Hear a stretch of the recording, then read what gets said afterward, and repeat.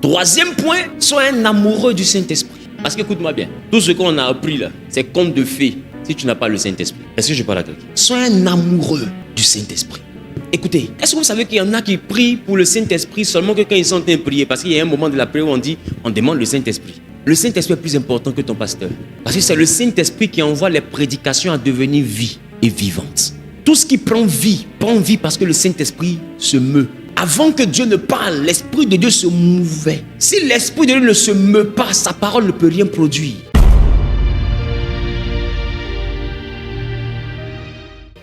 Alléluia. Alléluia.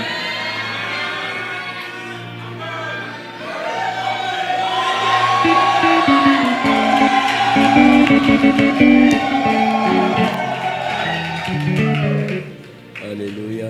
Alléluia. Recevez mes salutations au nom de Jésus. I greet you in Jesus' name. Je veux apprécier Dieu. I would like to appreciate God. Je veux bénir Dieu pour cette grâce. I would like to bless God for this grace. Mon âme est dans la joie aujourd'hui. My soul is in the happiness tonight. Malheureusement, mon couturier n'a pas pu finir à temps. Unfortunately, my tailor did not come on time. Il a pris les mesures, mais He took my size. je pense que peut-être jusqu'à dimanche, on ne sait jamais. Maybe Sunday, one never knows. La chaussure aussi, ils ont brodé, mais le logo n'est pas bien The sorti. shoes, the brand is not on it. Donne-moi une amen bien. Give me on the man, please. Aujourd'hui, je veux te parler de l'attitude de la victoire. Today, I want to talk to you about the attitude of the victory. Vous savez, la Bible nous dit une chose. The Bible mentioned something. La Bible dit, vous êtes heureux. The Bible said you are happy. Dis avec moi, nous sommes heureux. We are happy. Allons-y rapidement en Jean chapitre 13, le verset 17. La Bible dit, vous êtes heureux. Oui. Jean, le chapitre 13, le verset 17. Oui, C'est la première lecture. c'est ça. Si vous savez ces choses, Si vous savez ces choses, vous êtes heureux, vous êtes heureux. pourvu que vous les mettiez en pratique. Pourvu que vous les mettiez en pratique. Reprends encore. Dis ça à ton voisin. Dis voisin, si tu sais ces choses, tu es heureux. Bless. Pourvu que tu les mets en pratique. If you do them, Dis voisin, say never. si tu sais ces choses, If you know these things, tu es heureux. you are blessed. Pourvu que tu les mets en pratique. If you do it, then. Alléluia. Hallelujah. Mettez-vous s'il vous plaît. Do give your feet a rest, please.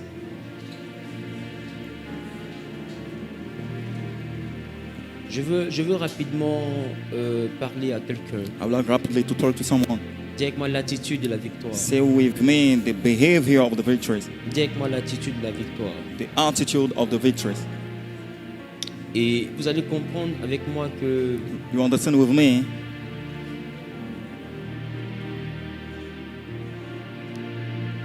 Jean a dit tout à l'heure, John said just now, vous qui savez ces choses, you know those things. vous êtes heureux You are blessed si vous les mettez en pratique. if you do them. Donc Jean est en train de nous interpeller. Those is throwing our intention. Non, le Seigneur Jésus plutôt nous interpelle The Lord Jesus is throwing our intention au on travers du récit de Jean. through, the tale of John. Que la connaissance que nous avons That the knowledge that we have est l'origine de notre bonheur. is the origin of our happiness. Nous ne devons pas avoir un savoir qu'on ne pratique pas. You do not have a knowledge that you do not put in practice. Notre bonheur ne vient pas seulement de notre capacité à entendre des Our choses. happiness not only by things that we pay Notre attention bonheur vient surtout de la capacité à pratiquer les choses que nous entendons. to, came, to our capacity to put in practice what we heard. Parce que écoutez, Because listen, je reste convaincu que Dieu a parlé plusieurs fois dans cette I'm église. convinced, Lord, that God talk a lot in this church. Et ce qu'il a dit a aidé beaucoup de familles au travers du monde à être bénies, restaurées, etc. But he said, helped a lot of family throughout the world to be restored. Mais le même message dans la vie de d'autres personnes n'a pas créé cet impact. The same message in the life of someone else did not create the same impact. Parce qu'il y a la dimension de celui qui est un auditeur. Because we have the dimension of the one who is listener, Et l'auditeur devient un sachant. and the listener became a knower. Et le sachant doit devenir quelqu'un qui expérimente son savoir. The knower have to be someone who put in practice his knowledge. Donc le plus important n'est pas d'acquérir des richesses, des richesses en termes de connaissances. The most important not to acquire riches is in terms of wealthy. Le plus important n'est pas l'illumination. The most important one is not illumination one. Le plus important, c'est marcher dans la lumière reçue. The most important to work in the light that you have received. Le plus important, c'est le psaume 119, verset 105 qui dit « Ta parole est une lampe à mes pieds Your word is a lamp to my path et une lumière sur, sur mon and a sentier. light on my way. » Comme pour présenter que la parole de Dieu doit devenir l'élément qui va éclairer nos actions. As to introduce that the word of God will be the way. Donc en réalité, nous sommes heureux lorsque la parole qu'on entend devient une lumière sur notre chemin. Actually, we are happy a lot when we heard that. Ça veut dire que lorsqu'on commence à se référer à cette parole-là pour calibrer nos différentes actions, When we bank on those words to calibrate our actions. lorsqu'on commence à se référer à cette parole-là pour éviter certaines choses, I mean, bank on these words to avoid a lot of things. il dit c'est alors que nous sommes heureux. That way that we are blessed. Et le même Jean nous dit The same John let us know que dans le livre de Jean, le chapitre 1er, in John chapter 1, et il dit ceci, au commencement était la in the parole. beginning was the word. J'ai pas entendu. Dire qu'au commencement était la parole. In the beginning was the word. Il dit la parole était avec Dieu, la parole était Dieu. The word was with God and the word was with God. Et il dit elle était au commencement avec Dieu. Et tout ce qui a été fait par elle. Rien de ce qui a été fait n'a été fait sans elle. Everything done has been done through him. Nothing has been done without him. Il dit en elle était la vie. In him, in it was the life. Et cette vie-là était la lumière du monde. That life was the light of the world. Mais il y a quelque chose que je veux qu'on puisse voir au chapitre 1er, le verset 12. Actually, we want to see something in chapter 1, verse 12. Et je veux rapidement envoyer cela au multimédia, I would like to Pasteur say Sosten, it rapidly to media department, afin qu'il puisse afficher à l'écran ce que je veux expliquer. for him to put on the screen what I'm about to explain right now. Voilà, la Bible dit The Bible said qu'elle était au commencement avec Dieu. it was at the beginning with God. Mais le verset 12 dit, mais à tous ceux qui l'ont reçu, The one who received him, à tous ceux qui croient en son nom, the one trusted in his name. il lui dit qu'elle a donné le pouvoir The Bible said he gave them the power de devenir. to become, Ça veut dire meaning that que la parole, the word, quand on l'entend, when he heard it, on l'a pas forcément reçu. but you don't mandatorily receive it. Et quand on l'entend, When he heard it, on ne croit pas vraiment en you elle. don't trust in it. C'est pas parce que tu entends la parole It's not because you heard the que tu word l'as reçue. that you have received it. Tu peux entendre une parole, You may heard the word, mais qui lutte avec ton you intelligence. struggle with your intelligence. Tu peux entendre une parole, Listen to the mais word tu n'es pas totalement convaincu. we are not totally convinced of. C'est pourquoi la Bible dit, That's why the Bible let us know quand on a demandé à Jésus c'est quoi l'œuvre de Dieu, when he asked Jesus, what is the work of il God? dit l'œuvre de Dieu c'est que vous croyez en celui que Dieu a envoyé. The word of God is to trust the one that he has Parce que sent. tu ne peux pas écouter et pratiquer le message de quelqu'un en qui tu ne crois pas. You cannot listen and not the message of the one that you L'œuvre de Dieu ce n'est pas trust in. d'abord la capacité à venir à l'église. Word of God is not your capacity to come at church. Donc le frère Nathan il y a aller seul parce que Come on, ça là je veux que ça rentre bien. L'œuvre de Dieu ce n'est pas la capacité à aller à l'église. L'œuvre de Dieu c'est la capacité à croire que celui qui te parle là vient de Dieu et ce qu'il te dit vient de Dieu.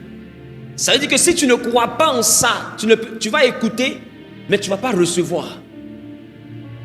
Qui commence aujourd'hui à le dire? Quand tu as un doute sur l'origine, l'authenticité d'un ministère, quand tu écoutes ce que le ministère là te donne comme message, tu n'arrives pas à bien recevoir. C'est un. Tu te dis, je vais prendre ça avec des pincettes. Donc du coup, ça t'empêche de recevoir. Et plus que tu n'as pas pu recevoir, ça t'empêche de croire. Et comme ça t'empêche de croire, ça t'empêche de devenir quelqu'un qui a le pouvoir. Et c'est pas quelqu'un qui comprend ce genre de... Il y a différents niveaux. Il y a le niveau d'abord où on entend la parole, on la reçoit, on croit en elle, et puis elle nous donne le pouvoir de devenir. Et lorsqu'il dit à tous ceux qui l'ont reçu, ça vient en réalité d'un grec qui parle de lambano. Vous chantez ça souvent. Je lambano. Et quand on parle de lambano, on parle de prendre. Quand on parle de lambano, on parle de prendre. Quand on parle de lambano, on parle de recevoir. On parle de emporter, on parle de percevoir, on parle de se saisir. Et on parle encore d'épouser. D'épouser. C'est-à-dire se marier. C'est-à-dire que faire une même personne. Quand on se marie, on fait quoi? On fait une seule chair. Il dit, à ceux qui ont reçu la parole, c'est-à-dire à ceux qui se sont mariés avec la parole. C'est à ceux-là qu'elle a donné le pouvoir de devenir enfant de Dieu. Donc le pouvoir ne vient pas parce qu'on entend. Le pouvoir vient parce qu'on se marie à ce qu'on a entendu. Donc ce n'est pas parce que tu as entendu parler d'alliance que 2025 sera une belle année. 2025 sera une belle année lorsque tu vas marier l'alliance. Et quand tu maries une femme, elle ne vit pas à l'hôtel et puis toi tu viens à la librairie. Quand tu maries une femme, elle vit dans ta maison. Donc quand tu maries la parole vit avec toi. Voilà pourquoi il dit vous êtes heureux si vous pratiquez ces choses. C'est-à-dire que si vous vivez avec ces choses, ça va créer le bonheur. Parce que le pouvoir qu'on prêche à l'église, il ne vient pas du fait d'écouter, il vient du fait de marier ce qu'on écoute. Est-ce que tu épouses ce que tu écoutes? Voilà pourquoi moi je n'écoute pas tout le monde. Quand je ne crois pas ton ministère, je préfère ne pas t'écouter parce que je ne vais pas marier ce que tu as dit. Donc du coup, ce que tu vas dire ne va pas m'envoyer avoir un pouvoir. Parce qu'en réalité, tout ce qu'on dit, tout ce qu'on reçoit comme parole, tout ce qu'on reçoit comme verbe, venant de la parole de Dieu, venant d'un orateur, doit produire un pouvoir. Ce que je reçois me donne le pouvoir. Quand quelqu'un est en train de prêcher sur l'importance de la prière, c'est pour te communiquer le pouvoir de prier. Qui commence à te le dire? Si tu n'as pas reçu son message, si tu n'as pas épousé son message, tu vas finir d'écouter, tu vas dire c'est vrai, quand tu vas l'entendre, tu ne vas pas prier. Mais si tu as épousé le message, c'est le message qui va t'empêcher de dormir. Par exemple, tu vas te dire quoi? Celui qui a prêché là, c'est vraiment un ouin. Si c'est lui qui a parlé, c'est que c'est Dieu qui s'est adressé à moi. Il faut que je me lève et que je commence à prier. Parce que tu as épousé. On n'épouse pas tant qu'on ne croit pas. Voilà pourquoi le plus important n'est pas d'avoir un pasteur. Le plus important, c'est de prier pour être sûr de l'authenticité de ce pasteur. Parce que ce qui va te prêcher là, tu vas devoir épouser. Je ne sais pas si vous comprenez ce que je dis. Et il y en a qui sont dans les églises qui ne croient pas au ministère de celui-même qui leur parle.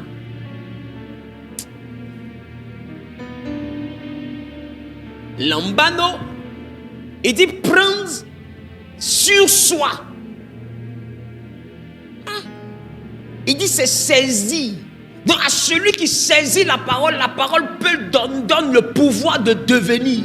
Tu ne peux pas devenir avec la parole de Dieu si tu ne la saisis pas. Qui commence à te le dire? Voilà pourquoi la parole de Dieu, de fois dans la vie de plusieurs personnes, crée l'émotion, mais ne crée pas l'onction. L'émotion, c'est quand on écoute. L'onction, c'est quand on épouse. Voilà pourquoi Jésus, qui est la parole, dans l'évolution, il devient l'époux. Et nous devenons l'épouse. Parce que Jésus ne peut rien faire en tant que parole dans notre vie si on ne l'épouse pas. Ça vient du grec lambano. Si on ne lambano pas Jésus, il ne peut pas nous faire devenir. Non, ce n'est pas le fait d'écouter, c'est le fait d'épouser. Voilà pourquoi Jésus, celui qui nous contrôle, il devient qui? L'époux. Nous devenons qui? L'épouse. C'est-à-dire qu'on doit s'épouser, on doit se marier afin de devenir. Donc tu peux écouter sans épouser.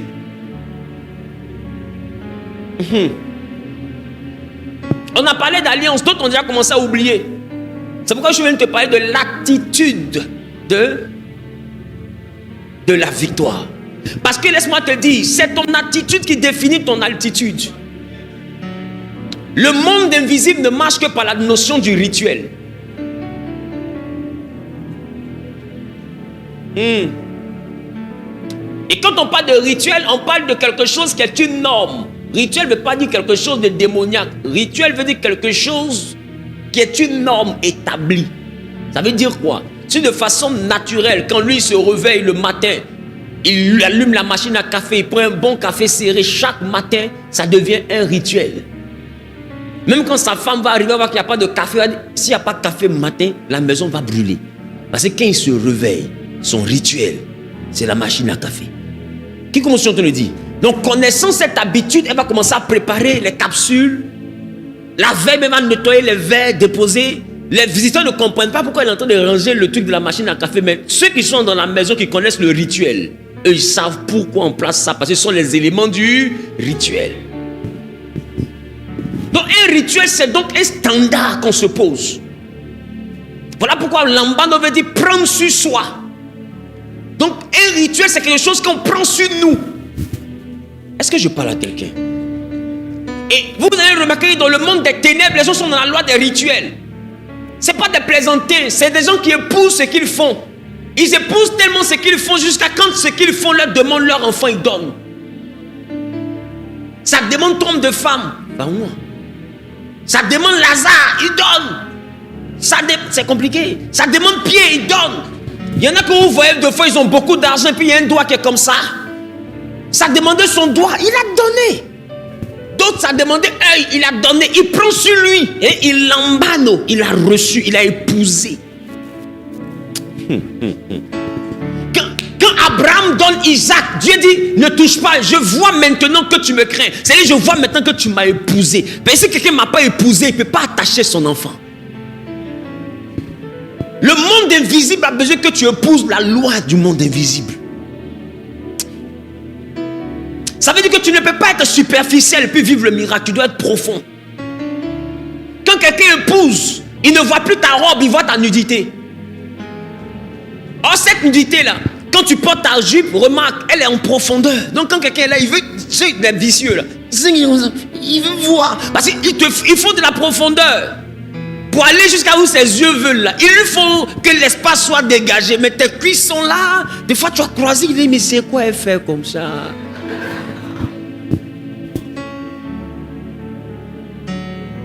Mais celui que tu épouses, lui, il a accès à cette profondeur.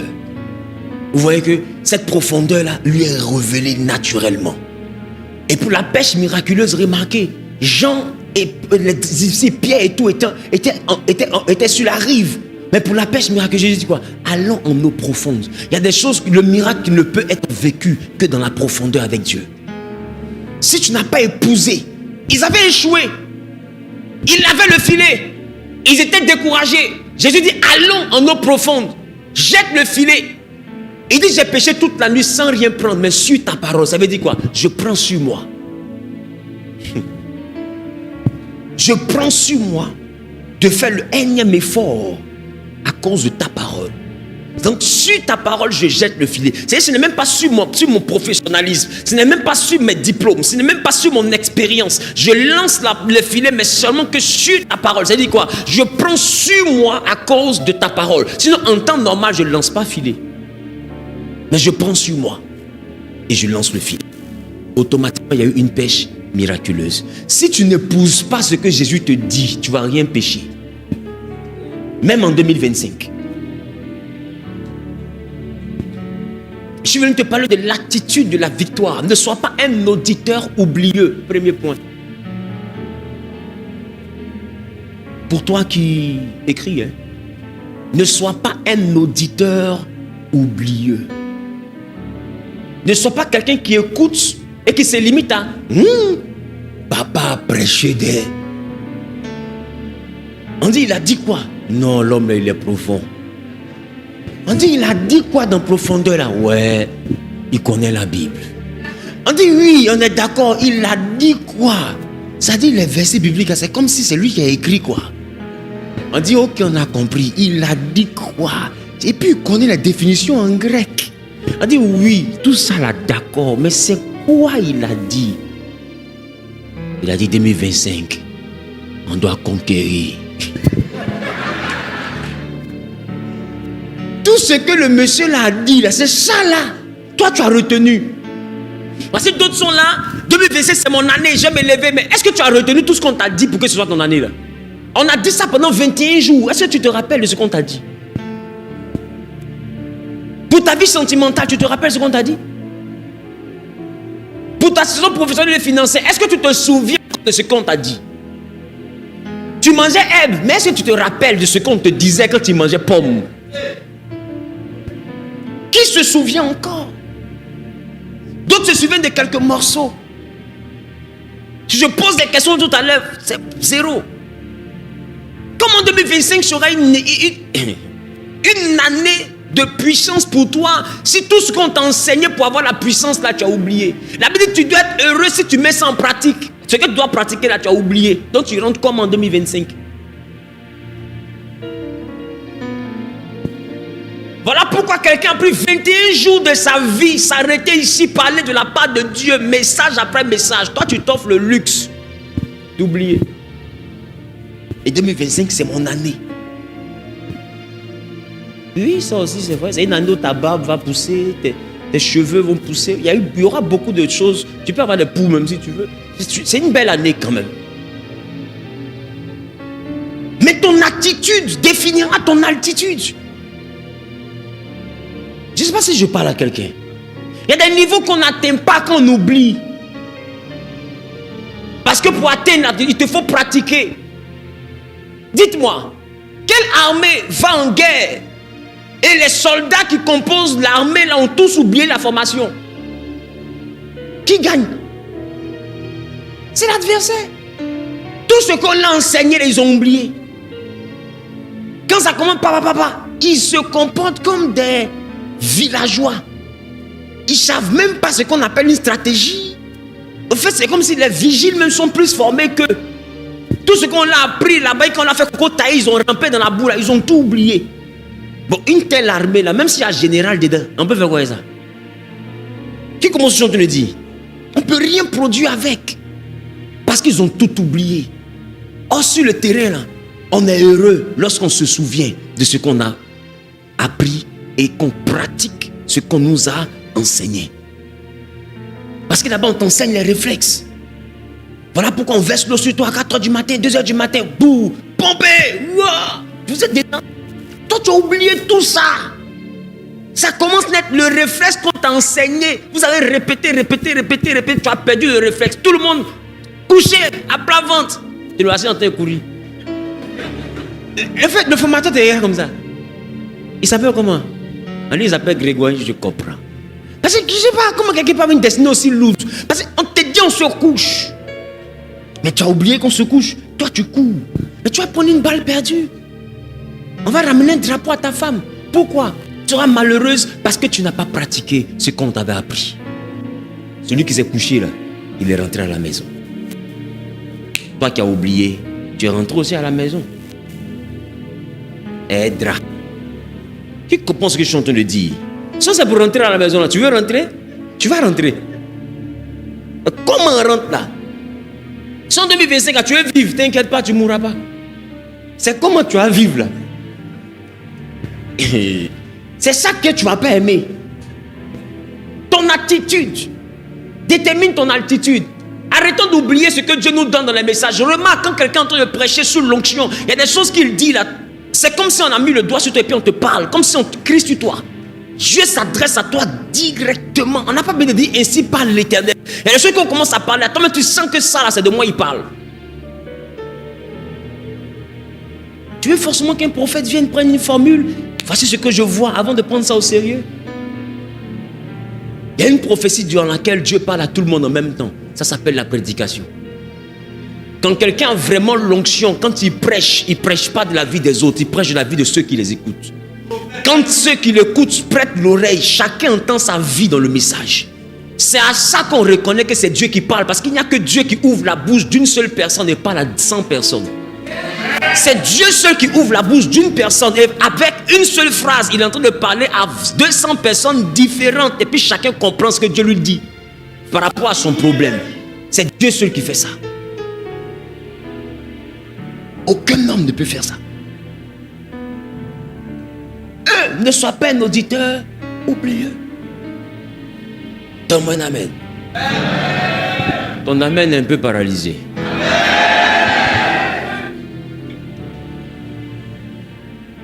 Numéro 2, sois un bon disciple. Quand on parle de disciple, on parle d'élève. On parle d'élève, on parle d'étudiant. Sois un bon disciple. Dis avec moi, je serai un bon disciple. Ah, j'ai pas entendu. Alléluia. Donc, il te faut te souvenir, il te faut être un bon disciple. Parce qu'un bon disciple, c'est un bon élève. Un bon élève, il prend soin de se rappeler de ce qui lui a été enseigné. Amen. Amen. Troisième point, sois un amoureux du Saint-Esprit. Parce que écoute-moi bien.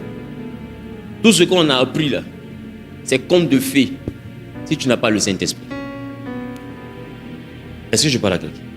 Sois un amoureux du Saint-Esprit. Écoutez, Est-ce que vous savez qu'il y en a qui prient pour le Saint-Esprit seulement que quand ils sont en train de prier? Parce qu'il y a un moment de la prière où on demande le Saint-Esprit. Le Saint-Esprit est plus important que ton pasteur. Parce que c'est le Saint-Esprit qui envoie les prédications à devenir vie et vivante. Tout ce qui prend vie parce que le Saint-Esprit se meut. Avant que Dieu ne parle, l'Esprit de Dieu se mouvait. Si l'Esprit de Dieu ne se meut pas, sa parole ne peut rien produire. C'est ce que tu ne sais pas. Dieu a la bouche, le Saint-Esprit est la main. Quand la Bible dit que ce que sa bouche dit, sa main l'accomplit, la main de laquelle on parle là, c'est le Saint-Esprit. Voilà pourquoi le Saint-Esprit était sur le chaos. Et Dieu dit que la lumière soit. Et il était dans les ténèbres. Et du milieu des ténèbres, la lumière a jailli. Pourquoi? Parce que la main de Dieu était dans les ténèbres. Ce qu'on appelle la main de ce qu'on appelle aussi le Saint-Esprit. Voilà pourquoi la Bible dit que Dieu a fait résider en lui toute sa plénitude. La plénitude du Père, c'est toute la capacité du Père est dans le Saint-Esprit. C'est pourquoi vous avez remarqué une chose. C'est que lorsqu'on parle de Dieu le Père, majoritairement dans la Bible, dans l'Ancien Testament, en Deutéronome, quand on parle surtout de Dieu le Père, on parle de la voix. Qui se rappelle ça? Dans l'Ancien Testament, si tu obéis à la voix, si tu obéis à la voix, si tu obéis à la voix, si tu obéis à la voix. Parce que le Père a la voix. À partir de Matthieu, Marc, Jean et Luc, on constate que au-delà de la voix, on nous parle maintenant de la parole.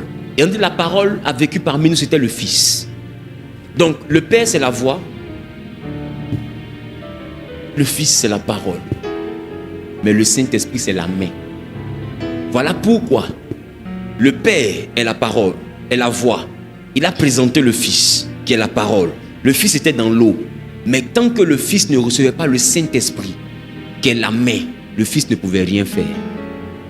Parce que pour faire, il faut la main. Qui comprend ce que je suis en train de dire? Même quand on poursuivait le Fils a laissé. Joseph et Marie l'ont pris pour aller le cacher en Égypte. Pourquoi? Parce qu'il n'avait pas encore le Saint-Esprit. Le Saint-Esprit, c'est la main de Dieu. La main qui va créer le miracle s'appelle le Saint-Esprit. Si tu ne l'as pas, ta vie chrétienne sera problématique. La Bible dit car sans lui, vous ne pouvez rien faire. Rien. Tout ce qu'on enseigne sans le Saint-Esprit, ce n'est que de la théorie des théoriciens. L'élément qui va appliquer ça s'appelle le Saint-Esprit. Pourquoi je vous ai dit que tout ce qui est spirituel s'accomplit par un parrainage? Qui se rappelle de ça?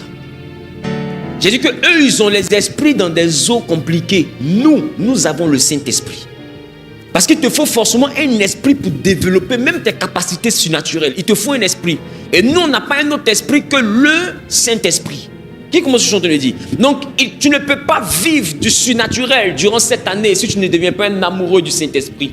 Comment quelqu'un devient-il amoureux du Saint-Esprit? Cette personne devient amoureuse du Saint-Esprit lorsqu'elle constate l'importance du Saint-Esprit dans sa vie spirituelle. Il faut sentir que le Saint-Esprit est un élément important parce que les gens là, ils savent que les génies sont importants pour leurs affaires. Est-ce que toi tu sais que notre génie s'appelle le Saint-Esprit? Nous, on n'a pas de génie. Le génie que nous avons s'appelle le Saint-Esprit. Donc, eux, ils ne peuvent pas avoir un génie sur qui compte. Et puis toi, tu vas négliger le Saint-Esprit que Dieu t'a donné pour aller chercher un pasteur. Allô papa, allô papa, allô papa. Mais pourquoi tu ne recherches pas le Saint-Esprit? Il y a des personnes, quand on leur dit recherche le Saint-Esprit, ils voient ça comme une perte de temps. Mais il n'y a pas de vie spirituelle sans présence d'esprit. Toute initiation, en réalité, c'est l'adoption d'un être humain par une divinité, d'un être spirituel. S'il n'y a pas esprit, il n'y a pas initiation. Tu ne peux pas être chrétien si tu n'as pas l'esprit de chrétien. Voilà pourquoi la Bible dit que la lettre tue. La lettre, c'est quoi? C'est la Bible. Mais l'esprit de la lettre vivifie. L'esprit de la lettre, c'est celui qu'on appelle le Saint-Esprit. Tu ne peux donc pas aller à un autre niveau avec la lettre si tu n'as pas l'esprit de la lettre. Et l'esprit de la lettre s'appelle le Saint-Esprit. Dis à ton voisin, il me faut le Saint-Esprit. Dis, il me faut le Saint-Esprit. J'ai pas entendu. Dis voisin, il me faut le Saint-Esprit. Dernier point que je veux toucher aujourd'hui, c'est il te faut garder l'alliance. Dis avec moi, garder l'alliance. Nous sommes dans le livre d'Exode, le chapitre 6. Nous lisons le verset 5. Il dit, j'ai entendu les gémissements des enfants d'Israël, que les Égyptiens tiennent dans la servitude, et je me suis souvenu de mon alliance. Dis avec moi, je me suis souvenu de mon alliance. Il dit, et je me suis souvenu dis avec moi, il s'est souvenu de son alliance. Alléluia. Alléluia. Ta manière de parler là ne me convainc pas. Ta manière de parler là ne me rassure pas. Donne-moi le meilleur amen. Donc il dit, je me suis souvenu de mon alliance. Mais de quelle alliance parlait-il? Il parlait de l'alliance avec qui? Avec Abraham, avec Isaac et avec Jacob. Et il dit, j'ai entendu les gémissements des enfants d'Israël. Amen. Qu'on tient en servitude, et je me suis souvenu de l'alliance. Je pense que l'alliance a été l'un des derniers points que nous avons eu la capacité, la grâce de pouvoir traiter par le Saint-Esprit ici, durant les 21 jours. Je veux aujourd'hui pouvoir t'envoyer à comprendre quelque chose en ce qui concerne l'alliance. Je t'ai dit que la constance génère le sacrifice. Qui se rappelle de cela? Et le sacrifice produit quoi? Le bénéfice. Il n'y a pas de bénéfice sans sacrifice. Ça n'existe pas. Dis à ton voisin, ça n'existe pas. Si tu veux atteindre un niveau avec Dieu, il te faut être une personne qui comprend la notion du afin d'atteindre un bon pour toi. Maintenant, qu'est-ce que je m'apprête à dire quand je suis en train de parler de sacrifice? Je m'apprête à parler à quelqu'un qui doit faire ce que la Bible a dit. Dieu a dit à Abraham en Genèse chapitre 17, il a demandé à ce que Abraham et ses descendants puissent garder son alliance. Puissent garder son alliance. Et c'est le dernier point que je veux traiter avec vous. Il vous faut garder l'alliance. Il ne faut pas qu'en fin d'année, on revienne sur les mêmes choses. Amen. Il ne faut pas qu'en fin d'année, on revienne dire l'alliance. L'alliance, chaque année, ça fait honte. Et puis, ça fait que vous n'allez pas atteindre des niveaux. Parce que quand on quitte CP1, c'est pas aller au CP2. On ne va pas quitter CP1 pour revenir faire CP1. Pas encore, on revient faire CP1. À un moment donné, l'alliance, ça doit être une chose qu'on a intégrée. Une chose qui fait partie de notre vie et qu'on ne lâche plus jamais. C'est quoi j'appelle l'alliance? J'appelle l'alliance ta capacité à pouvoir te souvenir de ce que tu as appelé tes devoirs. Écoute-moi. Dieu se souviendra de tes droits. Toi, souviens-toi de tes devoirs.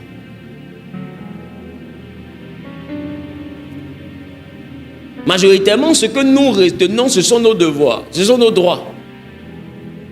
Non, dans l'alliance, ce qui est important, ce n'est pas tes droits. Ce sont tes devoirs. Dis avec moi mes devoirs.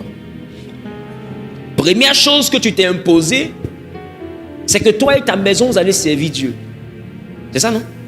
C'est ça. Ça veut dire, moi et ma maison, nous servirons l'Éternel. C'est la première chose que tu t'es imposée.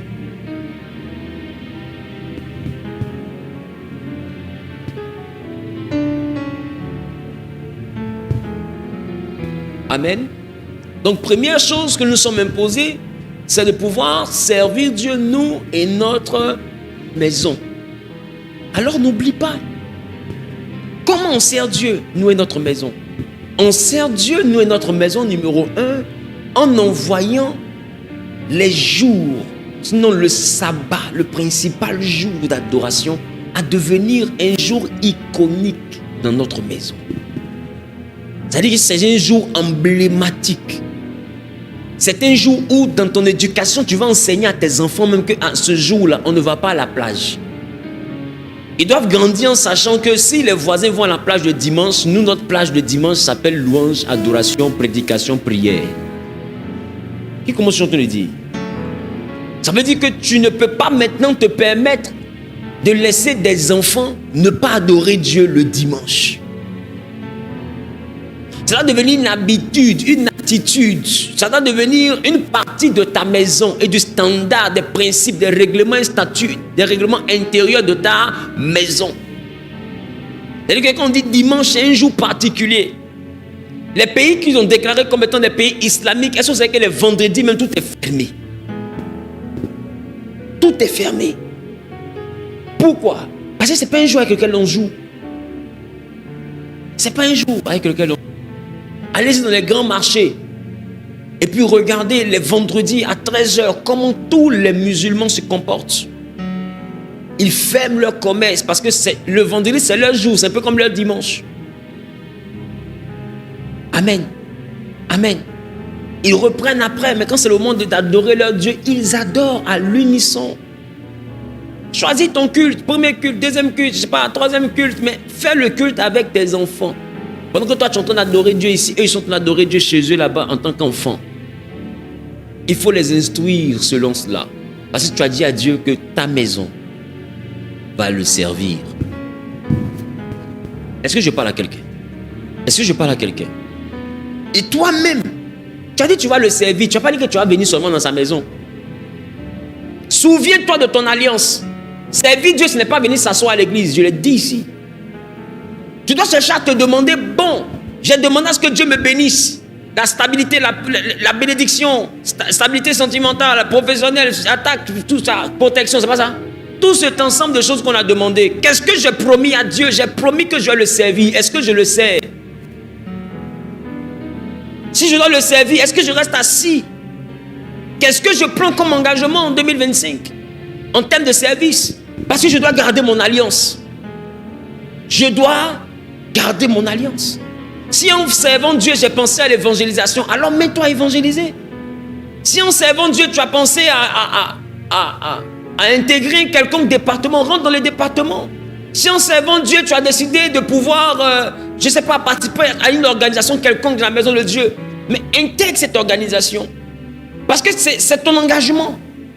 C'est ce que tu as dit à Dieu et en contrepartie, tu lui as demandé la bénédiction. Les autres là, que tu dis, ils aiment les choses faciles. Là. Quand ils promettent Dieu, là, ils donnent. Toi, tu as promis ton temps. Tu n'es pas capable de donner ton temps, alors ne cherche pas à voir la bénédiction dans ta vie. Parce que l'alliance, c'est une affaire de si tu me, je te. Il faut prendre ta spiritualité comme étant un élément très prioritaire dans ta vie. La spiritualité n'est pas une option, c'est le chrétien seul qui a un Dieu qui est tellement amour qui se permet de ne pas respecter ses engagements exprès. Sinon les autres là, c'est que le génie demande de faire, ils font. Mais nous, ce que notre Dieu demande de faire, on ne fait pas. Ce qu'on nous promet, on fait comme ça, on a oublié. Et puis quand il ne nous bénit pas, on pleure. Pourquoi? Depuis je te suis. Comme si c'est crédit. Je te suis.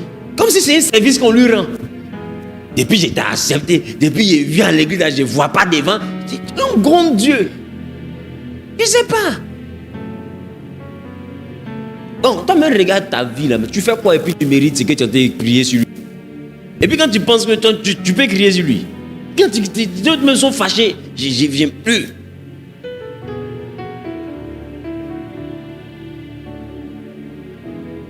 Tu connais ton oncle là? Faut plus venir. Faut plus venir. Toi aussi, est-ce que toi tu es une petite fille? Toi, tu n'es pas un enfant? Faut plus venir. Celui qui nous rend service, ça c'est Dieu, c'est pas nous.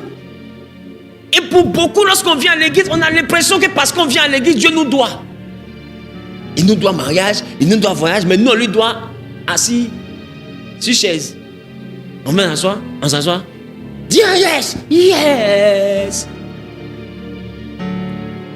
Il a dit quoi encore? Amen, amen. Et puis quand il finit ça, je suis quitté au culte. Donc je m'en vais, les portes vont s'ouvrir. Dieu me doit les portes ouvertes. Facilement comme ça.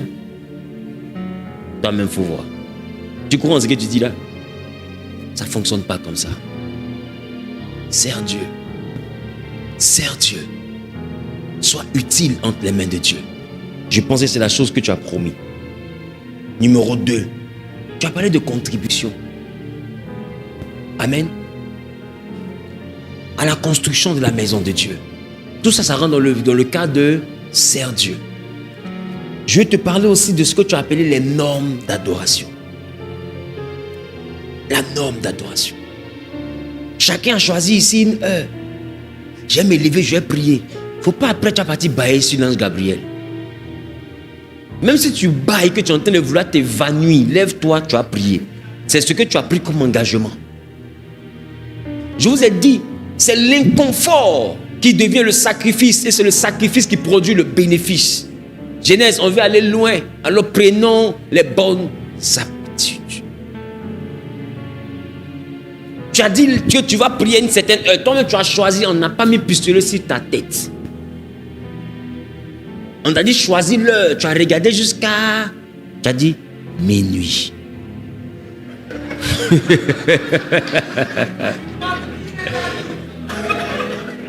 Maintenant, voici le frère qui a dit minuit. Il a été payé bâché pour faire le déménagement de minuit. Papa, minuit, essaye de faire ça. Si on peut se lever à 2 heures, non? On peut se lever à... Ça veut dire que tu as une alliance aléatoire, c'est ça? Ça veut dire que l'ange doit rester au ciel, puis la loupe pour voir si tu n'es pas réveillé, c'est que c'est 2 heures. Si tu es réveillé, c'est que c'est minuit. Tu penses qu'on a ton temps au ciel?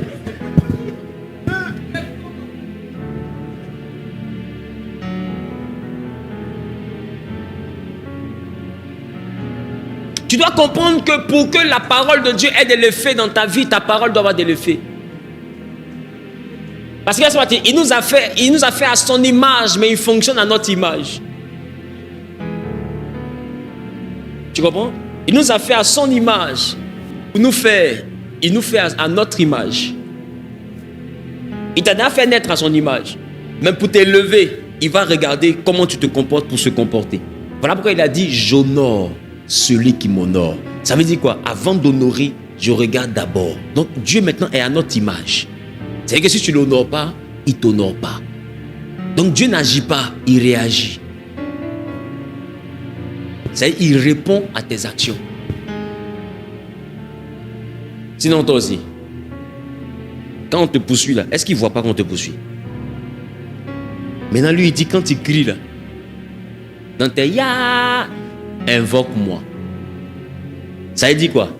Si tu ne m'as pas invoqué, je considère que tu gères la situation. Qui comprend ce que je te dit? Mais ma question, est-ce qu'on a besoin de t'appeler? Quand quelqu'un voit vidéo, il y a quelque chose qui est gâté là, il ne sait pas. De toute façon, il y a au cours là, il y a d'habitude au cours comme ça. Qui comprend ce que je te dit? Mais dans ça, là, il trouve le moyen de te dire, dans la détresse là, invoque-moi. C'est-à-dire que si tu ne m'as pas invoqué, je considère que tu n'as pas besoin de moi. Parce qu'il va réagir à ton action. Si ton action c'est de l'invoquer, alors sa réaction c'est de te répondre. Donc ça veut dire que si tu ne l'invoques pas, il ne te répond pas. Parce que c'est une réponse. Ma question, est-ce que quelqu'un qui ne m'a pas posé de question peut avoir une réponse? Il dit je te répondrai. Ça veut dire que c'est toi qui vas lancer, tu vas émettre une requête et puis lui va envoyer la réponse à la requête. Donc la délivrance c'est une réponse.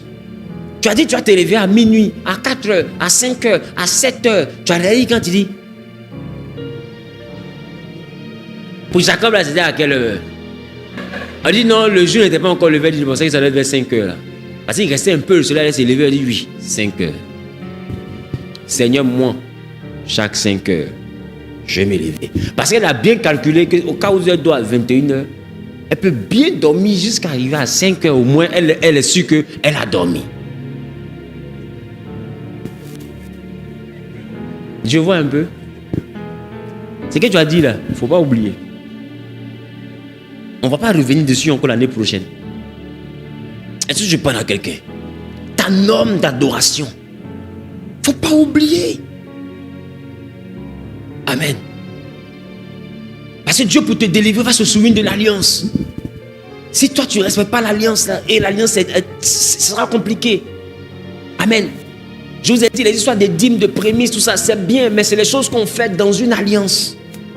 Ce sont des clauses d'une alliance. C'est pour faire vivre une alliance. Si l'alliance elle-même, elle bâclée, tout ce que tu fais là, c'est pourquoi? Qui commence à te le dire? Ce qui te tient, c'est ton alliance, c'est ton accord. C'est la manière dont tu as épousé Dieu. Maintenant, ma question, est-ce que deux personnes peuvent s'épouser sans qu'il y ait un contrat qui les lie? On dit à ceux qui l'ont reçu. On dit lambano, c'est-à-dire ceux qui l'ont épousé, ceux qui sont mariés à la parole. Mais la question, comment tu fais pour épouser quelqu'un sans contrat? Comment tu fais? Tu vois pas que pour signer là, c'est facile.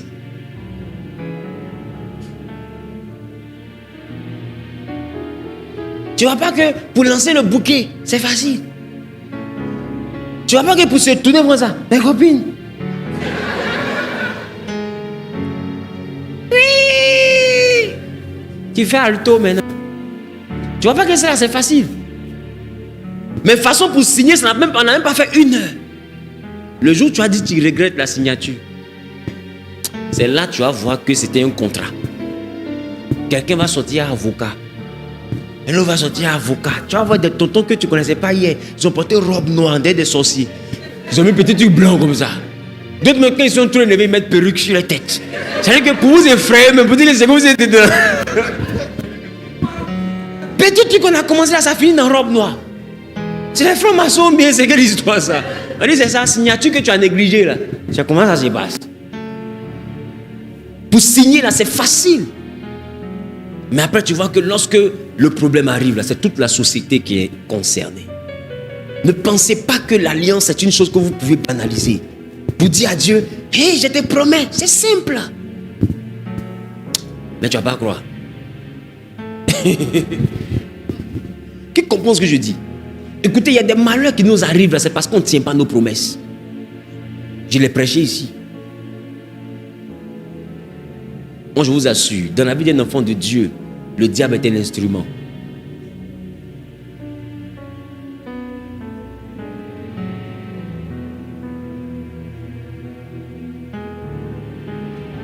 Tu peux ne pas être d'accord avec ça. Je reconnais que tu es plus spirituel que moi, tu connais la parole de Dieu que moi. Moi que tu vois là, je suis un sauvage. Je ne sais pas ce que je fais de ma vie. Toi. Oui, c'est ça. Parce qu'il y en a qui font ça. Comment c'est un instrument? Comment c'est un instrument? Il est écrit. Et puis c'est un vulgarisateur qui fait ça. Tu as fini de gonfler pneu. Quelqu'un qui a tout laissé pour faire Bible. Toi, tu veux venir parler de son travail et lui.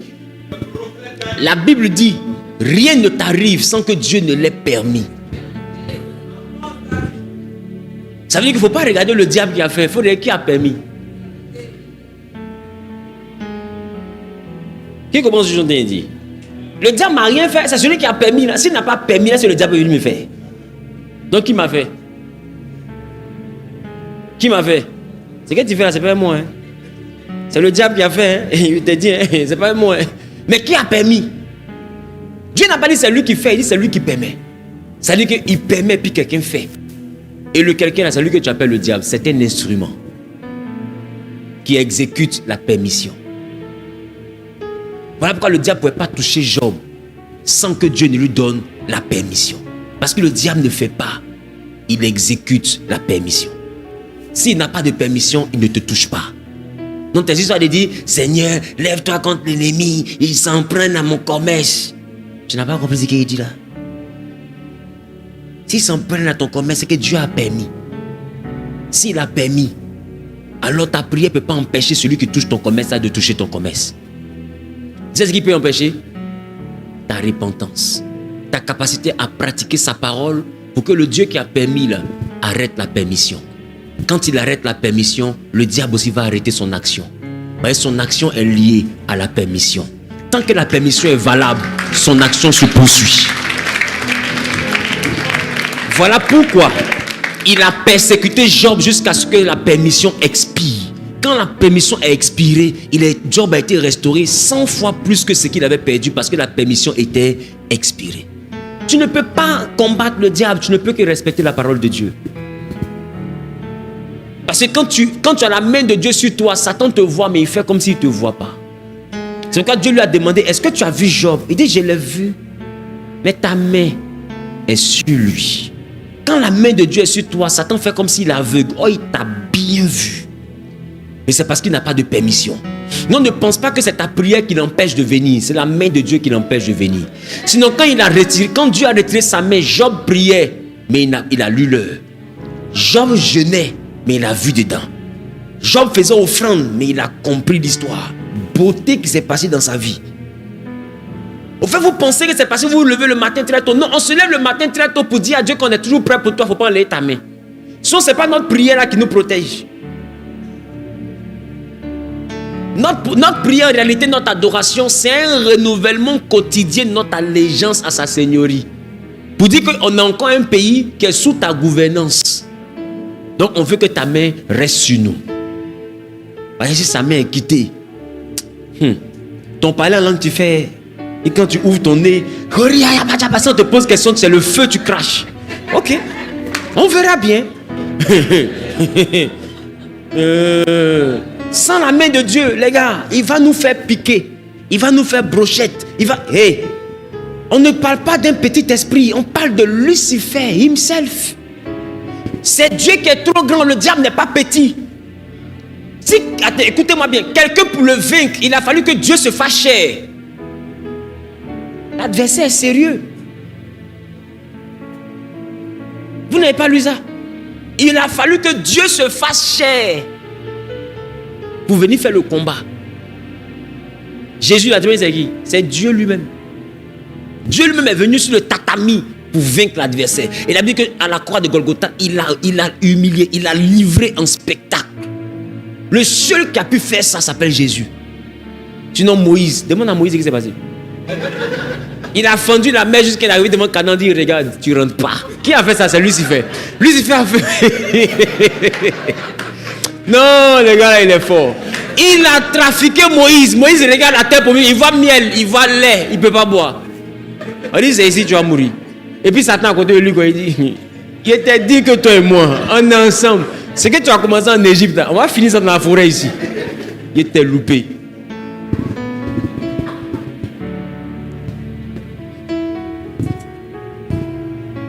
Il a dit, votre adversaire, le diable, rôde comme un lion rugissant, cherchant qui il va dévorer. Ça veut dire quoi? Il ne peut pas dévorer, il cherche qui il va dévorer. Ça veut dire que le qui il va dévorer, ce n'est pas la capacité à rôder, c'est la capacité à désobéir à Dieu.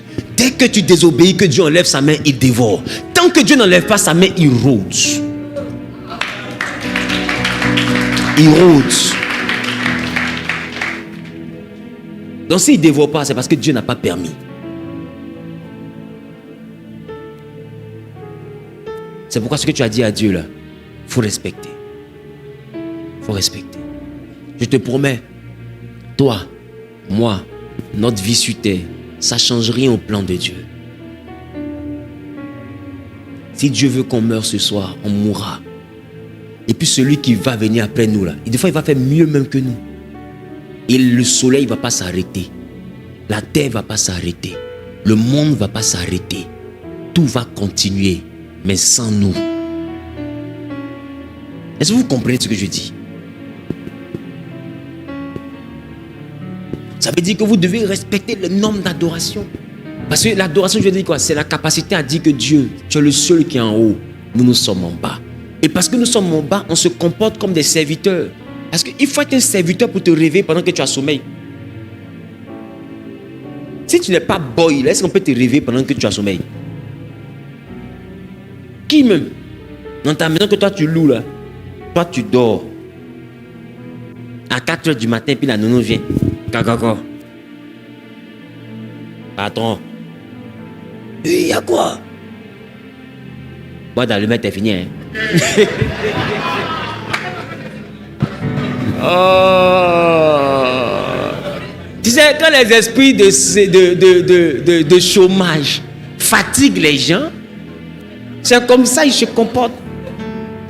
En réalité, c'est qu'il vient de finir là. C'est ton contrat de travail. C'est même pas la boîte d'allumettes. Voyez, tu te prends pour qui dans la maison ici? Qui commence ce chose de dire? C'est quand tu as posé la question là, la réponse ça c'est quoi? Tu es qui? Tu réponds quoi? Pour que toi tu me réveilles à 4h du matin. Qui commence ce chose de dire?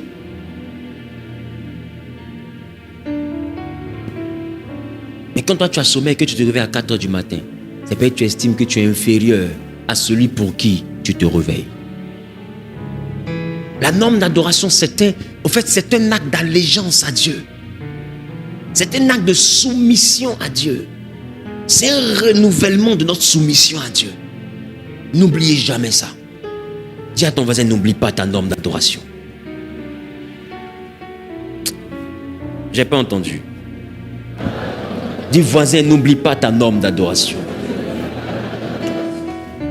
On a dit qu'on allait avoir un jour dans la semaine pour jeûner. Qui se rappelle de ça? Le jour a dit que c'est le jour là que ta camarade fait son anniversaire. Il ne faut pas faire comme si tu ne sais pas ce que tu as dit à Dieu.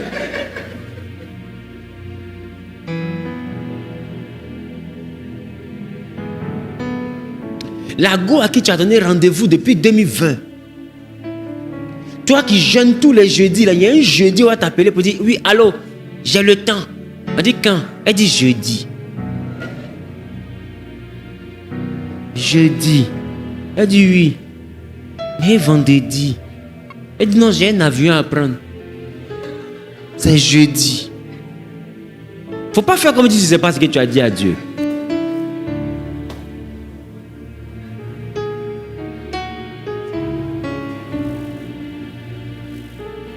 Allô? Oui. Tu es où? Et j'ai à la maison.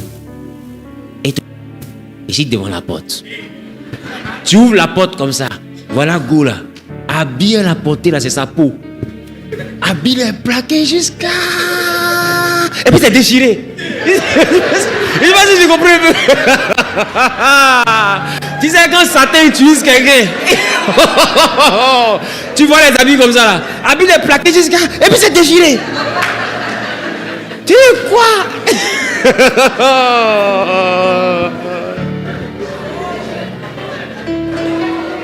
Tu es quitté là-bas ou bien? Hey! Comment dans jeune là, toi tu peux porter un habit comme ça?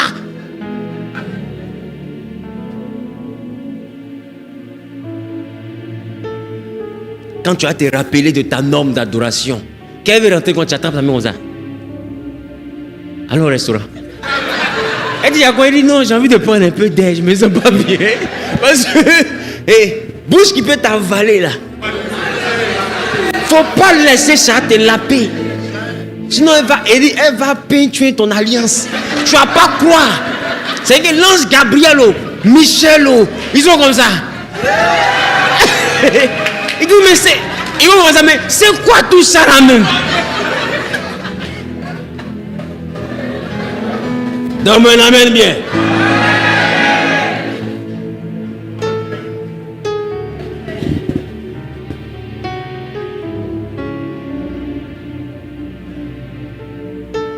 Souviens-toi. Garde ton alliance. C'est ta norme d'adoration. Parce que c'est la condition pour que Dieu apporte ce que tu as demandé comme protection, comme bénédiction. Écoutez les gars, ça marche. Je vous ai dit, on ment dans un village qu'on traverse. On ne ment pas dans la maison où on habite. Ça marche. Si vous pratiquez ce que je vous enseigne, vous n'aurez même pas besoin de rentrer dans mon bureau. Vous dites, papa, il faut prier. Écoutez-moi bien. Quand vous allez rentrer dans le bureau, vous dit, papa, il y a un truc qui s'est passé là, j'ai un truc à te donner là. Il dit, ma fille, viens. La Bible me dit, si tu entends sa voix, n'endurcis pas ton cœur. Parce que, écoutez, les gars, il faut qu'on adore Dieu pour avancer. Il ne faut pas qu'on adore pour reculer. Amen. Et l'alliance, c'est un élément qui a bâti la Bible. Toute la Bible, c'est l'alliance. Il y a une nouvelle histoire que le Dieu d'Abraham va écrire avec toi, mais si tu respectes ce que tu lui promets, ne fais pas ça pendant 1 mois, pendant 2 mois. Fais ça durant toute ta vie. Et le rôle de ton père spirituel, c'est quoi? C'est de te rappeler. T'inquiète pas, je vais te rappeler. Chaque dernier dimanche, mon rôle du mois, mon rôle sera de te rappeler ton engagement. On va se rappeler ça jusqu'à ce qu'on n'oublie plus jamais. Je parle à quelqu'un. Peut-être même qu'il y a une clause que tu n'as pas mis à l'intérieur. Il est temps de prier avec tes enfants. Ce n'est peut-être pas dans l'alliance que tu as bâti avec Dieu, mais ça doit être dans quelque chose que tu bâtis avec tes enfants. Il faut avoir un temps de prier avec tes enfants. Les nuits, impose les mains à tes enfants. Prie pour eux. Bénis-les. Bénis-les. Il faut leur donner la culture. Donne-leur des versets bibliques à lire, à déclarer. Il faut les cultiver en ce qui concerne la parole de Dieu. Est-ce que je parle à quelqu'un? Dis avec moi ma norme d'adoration. J'ai pas entendu. Dis avec moi ma norme d'adoration. Alléluia. À côté de cela, en termes de normes d'adoration, on a parlé du sabbat, j'ai déjà parlé de cela, c'est ça? Je veux que nous puissions retenir encore en termes de normes d'adoration ce que j'ai appelé les pleines lunes. Qui se rappelle ça? Non, les nouvelles lunes plutôt. J'aurai la capacité de vous parler des pleines lunes, mais pour l'instant, limitons-nous aux nouvelles lunes. Les nouvelles lunes, c'est l'entrée des mois. Et je vous ai dit, les 3 premiers jours du mois sont des jours pour posséder le mois. Amen. Apprenez à faire de ces jours-là des jours de jeûne à fruits. Ceux qui peuvent faire 6-18, ils font. Ceux qui sont inspirés pour faire ce qu'on a fait pendant les 21 jours, manger que des fruits, sans viande, sans poisson, vous pouvez faire de cela une habitude. Donc, il faut mettre dans ton agenda de portable. Dès le 30 ou le 31, tu dois te prévenir que le 1er, le 2, le 3, il y a jeûne. Il faut commencer à programmer ça dans ton téléphone. Quand on est le 1er février, à 4 h du matin, ton téléphone sonne. Ça met jeûne de possession du mois. Tu commences ton jeûne. Qui commence si on te le dit? Ton pasteur a parlé de ça. Il n'a pas parlé de ça. Quand on dit 1er, ta maison sait que c'est le temps de jeûner. Même tes enfants, mets-les dans un jeûne. Ils peuvent ne pas jeûner jusqu'à 18 h. Mais tu peux leur dire, ah, on jeûne jusqu'à midi. On se comprend un peu, non? Maman, c'est pourquoi? C'est pour que le mois là soit favorable. On va jeûner. Et puis eux, ils font jusqu'à midi. Toi, tu fais jusqu'à 18 h. Qu'est-ce que je te le dis? Et tu instaures ça dans ta maison. On se comprend? Tu établis ça dans ta maison. Pour les années, j'ai dit les 7 premiers jours. Amen. Alléluia. Et puis pour les semaines, j'ai dit quoi? Dans la nuit de samedi à dimanche matin.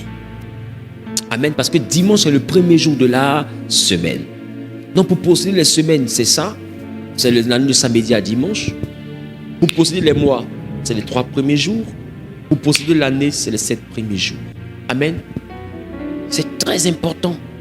Ça va devenir quelque chose qu'on ne te répète plus. Amen. Amen. Quelque chose qu'on ne te répète plus. Dernier point, tu dois savoir que pour posséder ton année, tu te laisses conduire par Dieu et tu dois faire une offrande. Je vous ai parlé de l'offrande journalière. Qui se rappelle de cela? L'offrande journalière, je vous ai dit, c'est une offrande que vous devez apprendre à avoir sur vous au quotidien. Elle est donnée aux démunis, aux personnes dans la rue, des fois même à un proche ou à quelqu'un qui transporte une grâce, ou bien à quelqu'un qui est dans le besoin, ou à une veuve, ou même à un homme de Dieu. Ça dépendra de ce que Dieu va vous mettre à cœur. Amen. J'ai parlé même d'offrande journalière, même en termes même de loyer que tu peux payer pour quelqu'un qui est dans les difficultés. Parce que peut-être Dieu t'a béni, tu penses que 30 000, 40 000 de loyer, ça ne peut rien enlever dans tes projets. Tu enlèves, tu payes le loyer de quelqu'un. C'est ton offrande journalière. Ça n'a rien à voir avec ta dîme, ça n'a rien à voir avec tes prémices. Comment je le dis? C'est une offrande qu'on appelle l'offrande journalière. C'est comme un sacrifice que tu fais. En réalité, cette offrande-là, elle vient pour appuyer ta norme d'adoration. Je vous ai dit, on ne rentre pas dans la présence de Dieu les mains vides. Donc quand tu pries, il faut t'assurer à pouvoir joindre à ta prière une offrande. Même que c'est ta prière de 5 h du matin que tu fais chaque soir, à cause de cette prière-là, il te faut avoir une offrande que tu fais dans la journée. Ça doit être une culture. Là où il y a présence de Dieu, il y a offrande que vous préparez. Ça doit être une culture. Ce n'est pas forcément une offrande qu'on dépose à l'église. C'est une offrande qu'on peut faire partout. On appelle ça l'offrande journalière. Amen. J'aurai peut-être la capacité de prêcher sur ces choses-là. Amen. À côté de cela, vous avez votre offrande qu'on appelle l'offrande du sabbat. Salomon, j'ai enseigné ça une fois ici, appliquait ces choses. Mais certainement, le dimanche prochain, je vais parler de ces différentes dimensions de l'offrande. Amen. C'est très important. Parce qu'écoutez-moi bien, le monde spirituel, au-delà de la prière, fonctionne aussi par l'offrande. Les autres appellent ça sacrifice, les autres appellent ça comme ils veulent. Mais le donner est un élément que tu vas avoir dans toutes les lois spirituelles. Ne croyez pas dans vos histoires de Jésus a tout payé. Non, écoutez-moi bien. Jésus a tout payé, mais il nous dit, celui qui veut me suivre, qui se charge de sa croix et qui me suive. Il a payé en portant sa croix. Maintenant, pourquoi il te demande de te charger de ta croix? C'est pour payer quoi? La petite croix, il a mis sur toi là, c'est pourquoi? S'il a tout payé, il doit mettre fleurs sur nous. Pourquoi il ne met pas barrette sur nous, chouchou? Et puis il nous dit, pour le suivre, on doit se charger de notre croix. Or, la croix, c'est un prix à payer. Qui commence ce que je suis en train de dire? Lui, il a payé son prix pour être souverainement élevé. Maintenant, il dit, si quelqu'un veut me suivre, qu'il se charge de sa croix et qu'il me suive. Pourquoi il nous charge d'une croix? Or, la croix est un prix à payer. Ça veut dire quoi? Dans la maison de Dieu, il y a encore un prix à payer. Amen. Voilà. Donc, il te faut connaître ce qu'on appelle l'offrande journalière. Deuxième, l'offrande des sabbats. C'est-à-dire, ça, c'est une action de grâce. L'offrande des sabbats, c'est une offrande qu'on fait chaque 7 jours. Au jour du repos, le jour consacré à Dieu, il y a une offrande qu'on fait. Il faut avoir la culture de faire ton offrande et de donner ton offrande, l'offrande aussi à tes enfants. L'offrande du sabbat ne se fait pas de façon improvisée. L'offrande du sabbat ne se fait pas de façon improvisée. L'offrande du sabbat se fait de façon préméditée. C'est-à-dire que c'est prévu. C'est pas le dimanche quand tu es assis là que tu cherches où est mon offrande. C'est une offrande que je prépare depuis ma maison. Pourquoi? Parce que c'est une offrande pour ce que Dieu a fait. C'est pas maintenant que je vais m'asseoir pour réfléchir qu'est-ce que je donne à Dieu par rapport à ce qu'il a fait. Ça veut dire que ce qu'il a fait là ne m'intéresse pas. Ça n'a pas de prix à mes yeux. Si ça a du prix à mes yeux, je vais faire mon offrande depuis la maison. En réalité, mon offrande existe depuis la chambre. Est-ce que je parle à quelqu'un? Numéro 2 dans l'offrande. L'offrande ne se froisse pas. C'est ce qu'on jette qu'on froisse. Dans la Bible, l'offrande se présente.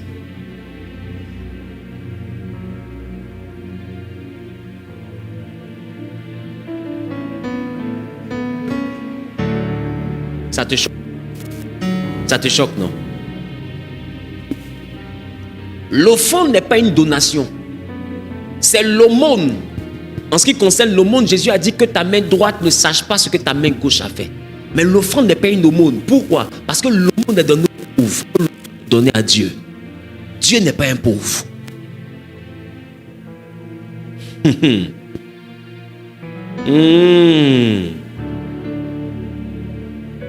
Les 1000 holocaustes de Salomon ont été égorgés devant tout le peuple. Voilà pourquoi en Israël, l'offrande était posée sur ce qu'on appelle l'autel. L'autel, c'était une construction, un édifice sur lequel on posait l'offrande pour brûler. Donc ce que chacun voyait comme offrande là, tout le monde regardait. L'offrande ne se cache pas. L'offrande, ce n'est pas la lèpre. L'offrande, c'est l'honneur qu'on vous donne à Dieu. Voilà pourquoi vous avez remarqué dans les synagogues, ils ne faisaient pas d'offrande dans les paniers. Ils faisaient l'offrande sur le tronc. C'est quoi un tronc? C'est un morceau d'arbre coupé et posé. Le tronc est là. Et chacun vient déposer sur le tronc son offrande. L'offrande se présentait. Voilà pourquoi Jésus s'est arrêté et il a regardé ce que chacun déposait sur le tronc. Et dit, la femme qui a donné les 2 pièces a donné plus que tout le monde.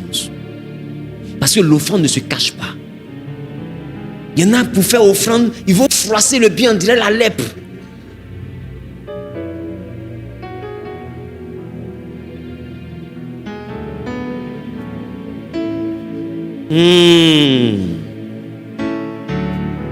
Même si c'est 500 que tu vas donner, si tu ne veux pas qu'on voit ton offrande, mets dans une enveloppe. Même si c'est 100 francs, dans une enveloppe. Si tu prends et tu veux cacher, hein, mets dans une enveloppe. Bon, 100 francs, tu peux attraper, tu n'as pas froissé de toutes les manières. Amen. Mais ce que je veux te faire comprendre, c'est que... Donne-moi un billet, s'il vous plaît. Donne-moi un billet. C'est pas possible. Et... on dit ma main droite n'a pas savoir.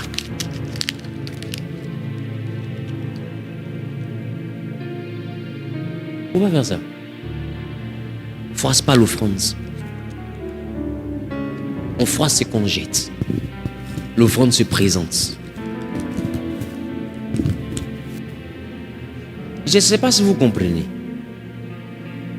L'offrande se présente. L'offrande ne se froisse pas. Bon, moi je te dis ce qui est bon. Après tu fais... ce que tu fais avant là, c'est ça. Tu as compris? Voilà, continue à faire. Si tu prends le temps de remarquer, de m'écouter, Je ne suis pas en train de te parler de montant. Je te parle de principe. Le montant, c'est entre toi et Dieu. Je te parle du principe, pas du montant. Le montant que tu as donné à ton Dieu, là, m'importe peu. Je parle du principe. Si tu dois faire du bien à un frère qui est dans les difficultés, ce bien-là, tu dois le faire dans le secret. Parce que c'est une aumône. Qui comprend ce que je suis en train de dire? Mais si tu dois faire quelque chose à Dieu, ça ne se fait pas dans le secret. Ça ne se cache pas. Amen. Quand je dis dans le secret, je parle de cacher. C'est-à-dire, je prends mon offrande, je froisse comme ça, puis non, ça se présente. Amen. Mais il y a des personnes qui font des donations qui ne veulent pas être citées. Ça, tu as le droit. C'est pas que tu as froissé, que tu as négligé. Non, tu n'as pas envie d'être cité. Tu veux que ce soit Dieu seul qui sache que c'est toi qui as fait telle chose. Ça, c'est compréhensible. Mais je parle du principe de prendre une offrande, de froisser. Tu comprends de quoi je parle, non? Voilà, c'est de ça que je parle. Je ne parle pas du montant, je ne parle pas... Non, je parle du principe. C'est bon? Qu'est-ce que je devais dire? Je crois que c'est tout. C'est tout. Hein? L'offrande du sabbat et l'offrande de journalier, j'en ai parlé. L'offrande des nouvelles lunes, début de mois. Amen. Elle se fait dans les 3 premiers jours ou bien à la fin des 3 premiers jours. C'est-à-dire le 4e jour, tout au plus. Mais il ne faut même pas dire le 3e jour, tout au plus. Cela se fait dans le temps des 3 jours de possession. Qui commence à chanter ce que je chante? Ça devient une norme. Quand tu rentres dans ton année de production, ton premier mois, ou bien ton premier gain, que tu sois dans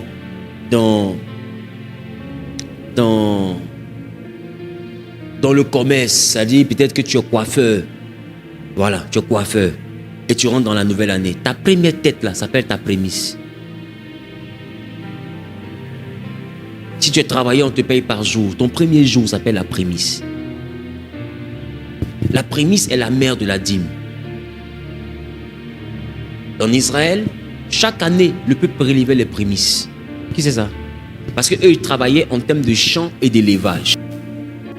Donc, chaque année, les premiers fruits qui sortaient dans leur champ étaient appelés prémices. Et les autres fruits, ils en prélevaient la dîme.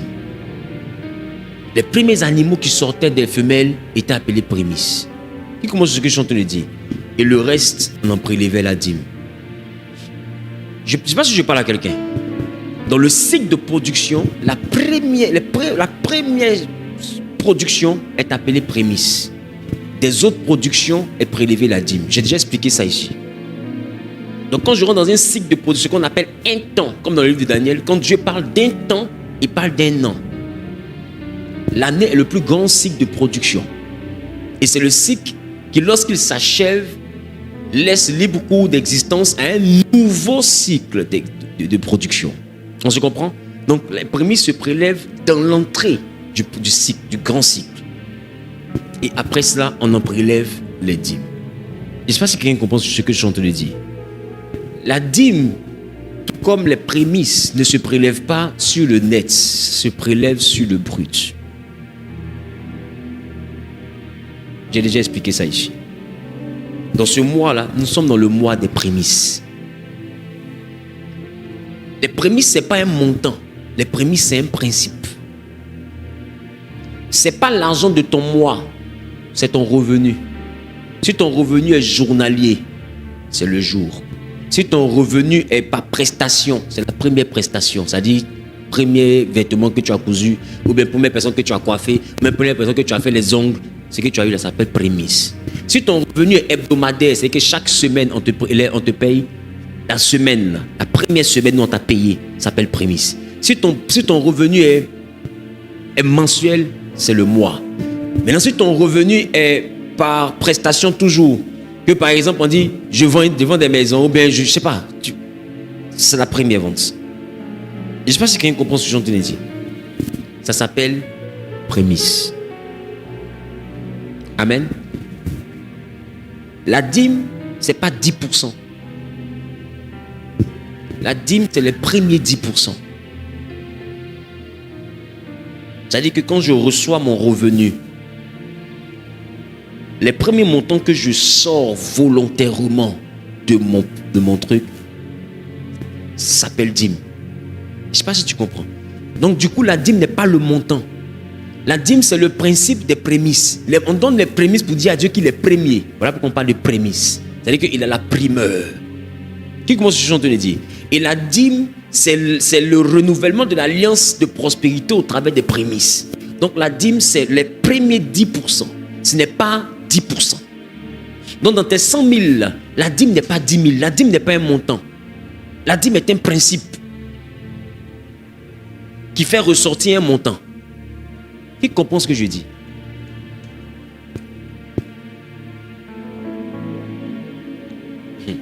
Papa, tu as compris, non?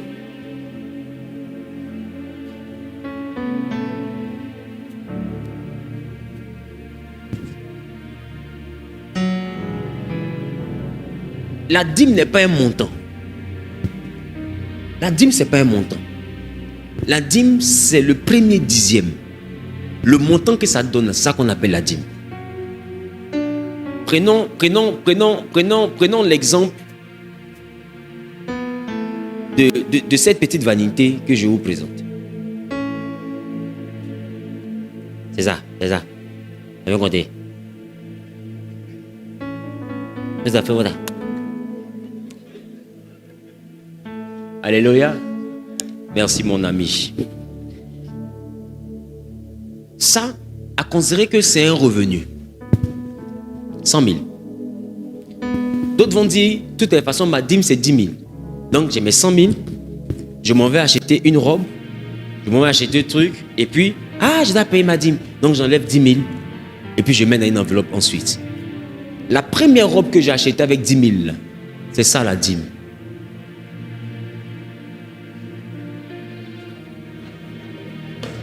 Est-ce que vous comprenez? Ce n'est pas un montant, c'est un principe. C'est le principe de faire de Dieu la priorité. Donc du coup, si ça là, je prends mon premier billet que j'enlève dans mes 100 000, je prends pour aller faire mes ongles, ma dîme est sur mes ongles. Donc quand j'enlève 10 000, qui est dans ma tête, c'est 10%, que je mets dans une enveloppe, ce n'est pas une dîme, c'est une offrande. Parce que les 10 000 là ne sont pas premiers, sont secondaires. Or Dieu est alpha. Il est commencement. Le Béréché. Qui comprend ce que je viens de dire? Donc ça fait que ce n'est pas un montant, c'est un principe. Oui, maman. C'est pourquoi je parlais de premier montant que tu dégages volontairement. Je veux parler des virements. Oui. Oui. Il est quelle heure, s'il vous plaît?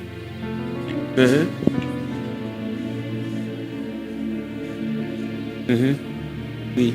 Donc, je disais, je considère que le salaire du mois de janvier, c'est le salaire qui est prévu pour les prémices. Moi, je ne sais pas.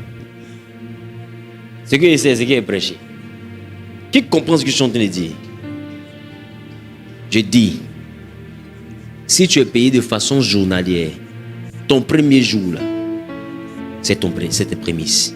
Si tu es payé par prestation, ta première prestation, là, c'est ton prémisse. Si tu es prélevé, si tu es payé par semaine, ta première semaine, là, c'est ton prémisse.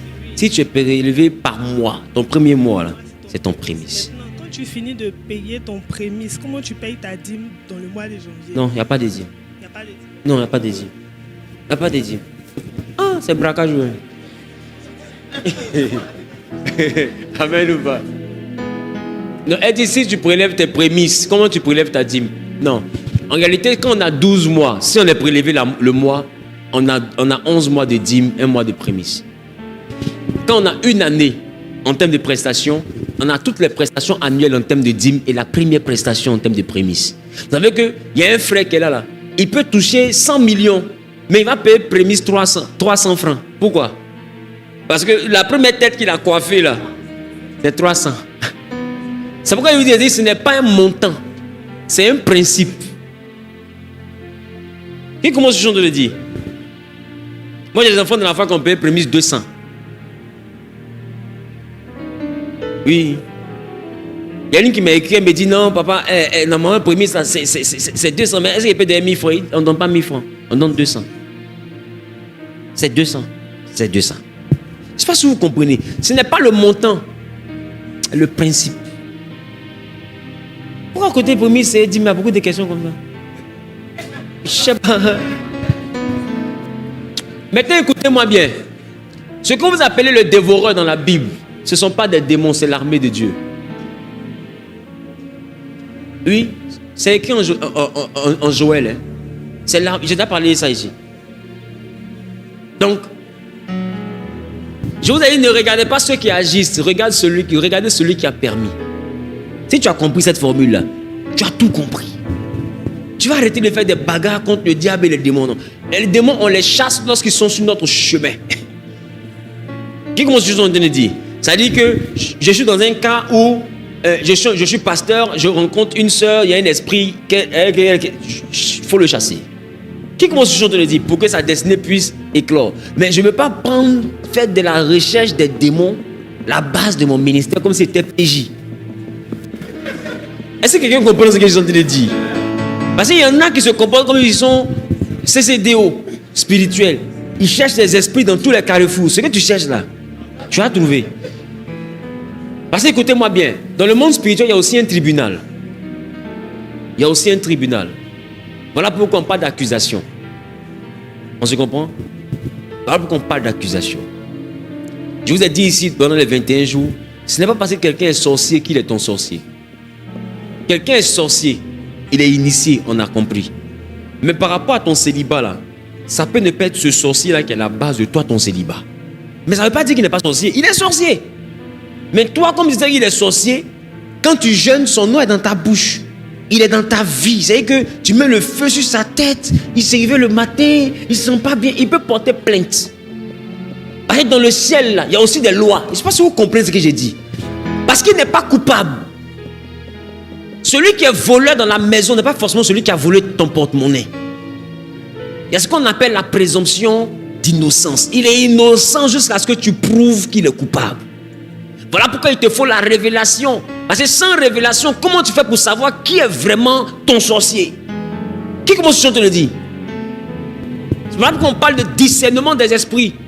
On ne se lève pas comme pour jeter le feu n'importe comment. Même Jésus dans la Bible, un esprit a présenté une situation où il pourrait être en danger. Jésus a préféré le sécuriser. Ah, vous n'avez pas lu, hein? Le fou de Gadara. Le démon a dit à Jésus, on nous appelle Légion. Ne nous jette pas dans le vide pour ne pas que Belzébul nous tourmente. Et ils disent à Jésus, mets-nous dans le troupeau de porcs pour qu'on aille dans l'eau. Ça veut dire quoi? Là-bas, là, on sera en sécurité. Mais si tu nous mets dans le vide, tu nous as créé problème. Belzébul, un autre démon, va venir nous bastonner. Il va nous tourmenter. Qui commence à te le dire? C'est que démon tourmente démon. Et démon a peur de démon. C'est quoi tout ça là? Et Jésus, sachant que ce que le démon dit est vrai, il va demander au démon d'aller dans le troupeau de porcs et tranquillement il va aller se réfugier dans l'eau, un endroit où il était en sécurité. Qui vous a dit que la sécurité des esprits n'intéresse pas Dieu?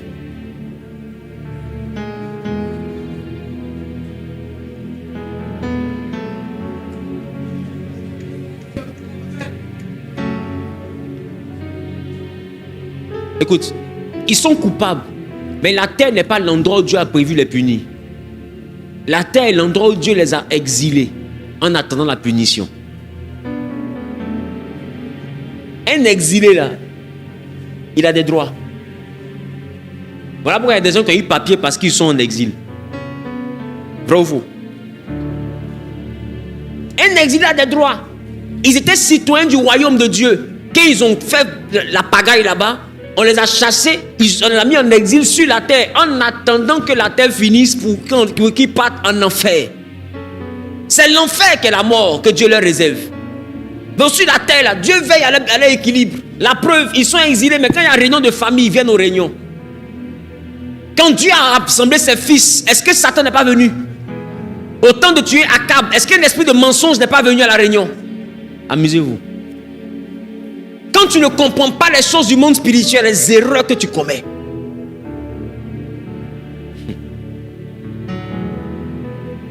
Voilà pourquoi tu dois être capable de demander à Dieu de t'orienter sur l'origine de ton problème. Papa, tu connais un sorcier que c'est ton sorcier. Bref, c'est pas le thème de ce soir. On se comprend?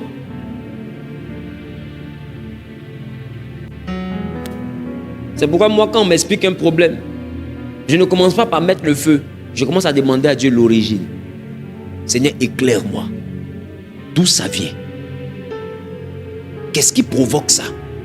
Parce que tu peux mettre le feu. Or, ce qui provoque ton malheur, là, c'est quelque chose que toi-même, tu n'as pas respecté.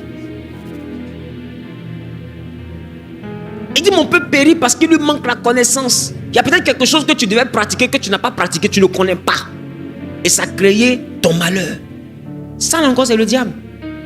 C'est lui, il a gardé son nom, il est coupable de tout. Amen ou pas? Dieu t'a dit de ne plus pinchouin. Tu allais te placer.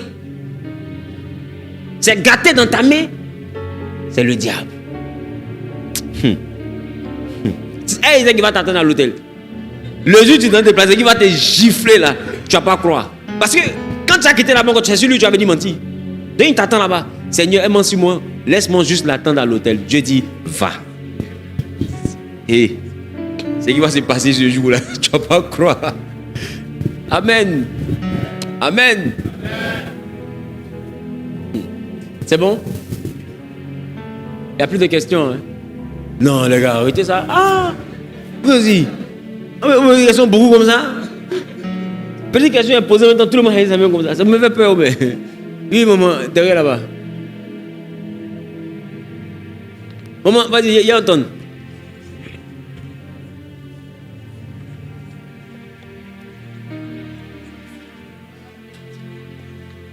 Je prends un exemple pour pouvoir éclairer ma question.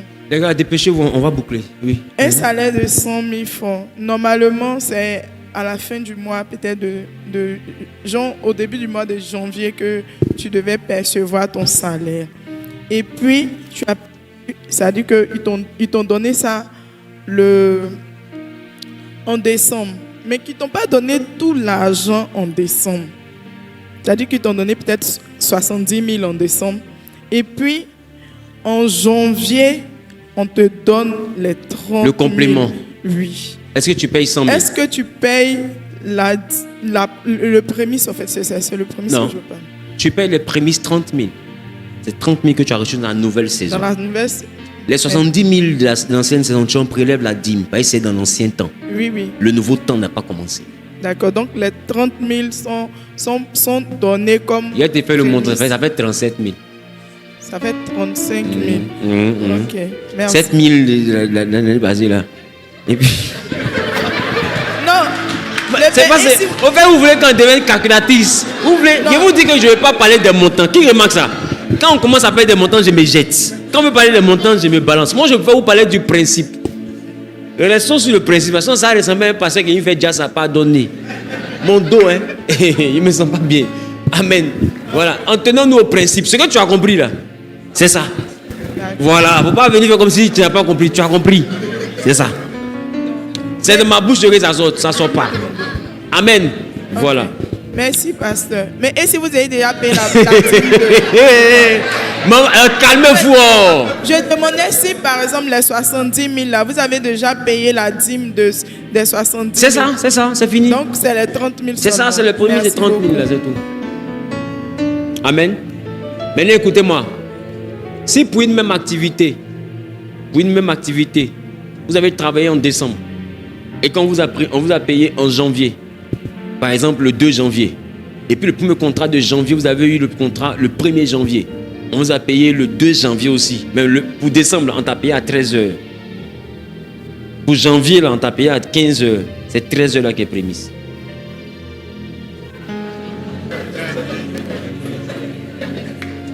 Qui comprend ce que je dis? C'est la première chose que j'attrape.